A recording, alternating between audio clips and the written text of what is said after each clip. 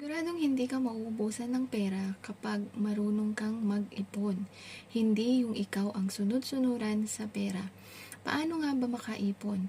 Napakasimple, kailangan lang natin is magtabi muna ng karampatang ipon para sa atin, para sa kinabukasan natin, para sa kinabukasan ng ating pamilya, bago ang ating mga bayarin.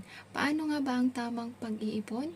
Maglaan ka ng kahit 10% or kung mababa naman ang iyong sahod, kahit pasabihin mo na 100 pesos per day ang iyong sahod, maglaan ka ng 1%, 2%, 5% ng kinikita mo para hindi ka maubusan. At yung natitira ay gamitin mo naman para sa mga gastusin mo at bills ng pamilya mo.